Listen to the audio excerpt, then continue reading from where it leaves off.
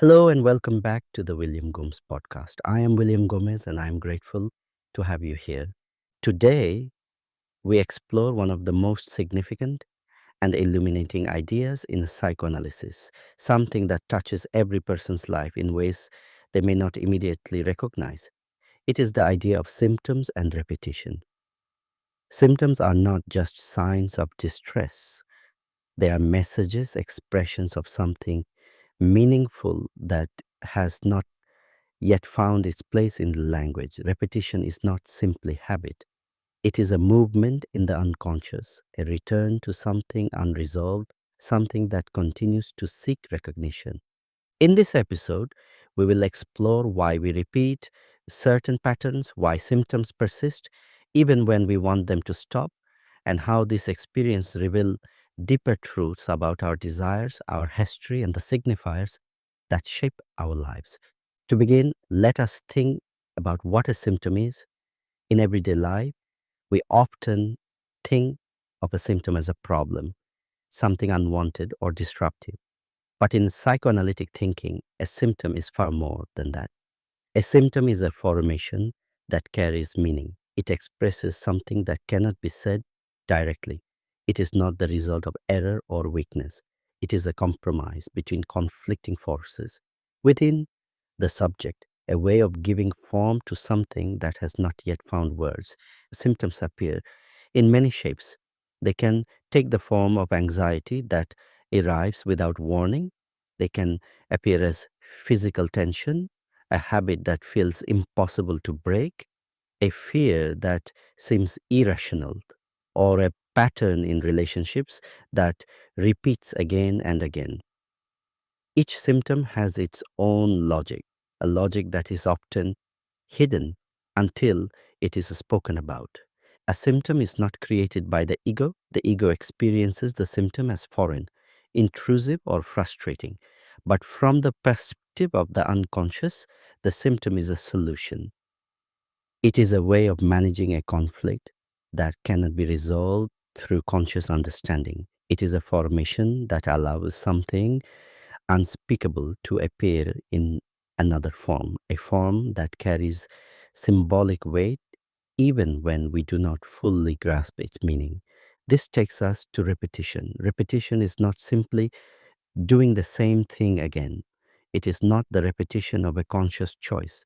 It is the return of a signifier, the reappearance of a pattern, the recurrence of a situation that feels familiar, even if it is painful. Repetition reveals that the unconscious is at work. It shows that something unresolved continues to insist, to return, to seek expression. Repetition may appear in relationships. A person may find themselves drawn to similar partners, experiencing similar conflicts, or repeating behaviors that create familiar outcomes. They may feel confused, wondering why they keep returning to the same place. But repetition is not an accident. It is a sign that something within the subject is calling for recognition. Repetition may appear in thought. Certain fears return again and again. Certain fantasies persist. Certain worries cycle even when circumstances change. Thought patterns that repeat do so because they are linked to signifiers that have not been fully worked through. Repetition may appear in action. Someone may sabotage themselves at moments of success. They may avoid opportunities they consciously desire. They may retreat from intimacy or seek it too intensely. They may find themselves enacting the same scenario in different contexts. These actions are not failures, they are expressions of the unconscious. Repetition is not only about returning to the past, it is about the structure of desire. Desire moves through signifiers, and when these signifiers are charged with unresolved meaning, they return. The unconscious insists it does not repeat to punish us. It repeats because something has not yet been spoken, not yet understood, not yet symbolized. One of the most striking aspects of repetition is that we often recognize it only after the fact. We may look back on a relationship, or a conflict and realize that we have lived through something familiar. We may see patterns only when we have stepped outside them. This delay is part of the structure of repetition. The unconscious operates before reflection. The subject follows the path carved by signifiers without always knowing why. Symptoms and repetition are therefore closely linked. A symptom may repeat. A repeated pattern may function as a symptom. Both express something that has not been integrated into the subject's symbolic world. Both speak for the unconscious when the subject cannot yet speak for themselves. To understand why symptoms and repetition appear, we must consider how the subject is formed. The subject emerges through signifiers that come from the other, from parents, culture, family, and society. The signifiers do not always align with the subject's lived experience. There may be gaps, conflicts, or contradictions between the words used to describe the subject and the subject's inner truth. Symptoms arise in these gaps. They fill the space where language fails. Repetition also arises from these gaps. When a signifier has not been worked through, it returns in new forms. The repetition is not irrational. It is an attempt to resolve something that has not yet found its symbolic place. The subject repeats because the unconscious continues to search for a different outcome, a different meaning, or a different relation to the signifiers that structure desire. Symptoms often form around desire. Desire is not always clear to the subject. It may be obscured by expectations, fears, or prohibitions. A symptom may express desire indirectly. For example, anxiety may appear where desire is conflicted. A habit may form where desire is forbidden.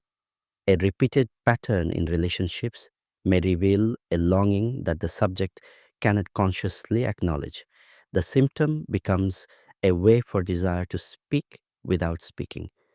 Repetition also reveals desire. When someone returns to the same type of situation, they are often following a path traced by desire. The repetition is a way of revisiting something essential, something unresolved.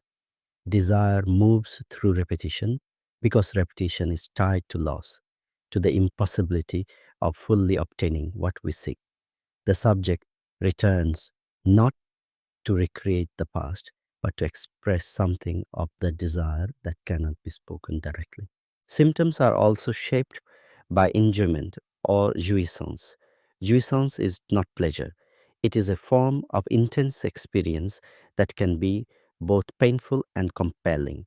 Symptoms often carry a dimension of jouissance. A symptom may hurt, frustrate, or frighten the subject, yet there may be something in the symptom that the unconscious seeks. A pattern may seem destructive, yet it may offer a form of consistency, familiarity, or emotional charge. This is why symptoms persist. They are not simply obstacles, they are ways the subject engages with desire and jouissance. Repetition is not always visible in dramatic patterns, it may appear in subtle ways. The way someone ends sentences, the phrases they use, the gestures that reappear in moments of stress, the tone that shifts when speaking about certain topics. These traces reveal the continuity of signifiers, the movement of the unconscious through speech. Understanding symptoms and repetition helps us interpret our own behavior with greater compassion. Instead of viewing symptoms as failures, we can see them as expressions of something meaningful. Instead of judging repeated patterns harshly, we can recognize that they point to something unresolved, something the subject has not yet been able to articulate. In a therapeutic setting, speech begins to shift the chain of signifiers. When someone speaks freely, when they describe their symptoms or reflect on their repetitive patterns, new connections emerge. A signifier that once held a fixed meaning may become flexible. A symptom may lose its urgency. A repeated pattern may loosen. This transformation does not occur because the therapist gives advice. It occurs because speaking introduces new signifiers into the chain. The subject becomes able to position themselves differently. Transformation happens not by eliminating symptoms, but by understanding them. When a symptom is heard, when its meaning becomes thinkable, it may no longer need to insist. When a repeated pattern is recognized, the subject may begin to relate to it differently. The symptom does not simply disappear, but its place in the symbolic world changes. The subject becomes less bound to it. Symptoms and repetition teach us something profound about being human. They show us that we are shaped by forces beyond our conscious control. They reveal that our actions carry more truth than we sometimes realize. They remind us that we are not unified beings, but divided beings, living with desire, conflict, and complexity. This recognition is not discouraging, it is liberating. It allows us to approach ourselves with gentleness and curiosity. As we close this episode, I invite you to reflect on your own symptoms and repetitions, not with judgment, but with openness. What patterns return in your life? What sensations or habits persist? What might they be trying to express? When we listen to these questions without fear, we create the possibility of transformation. In our next episode, we will explore transference, the process through which all signifiers, all desires, and all relationships reappear in the present.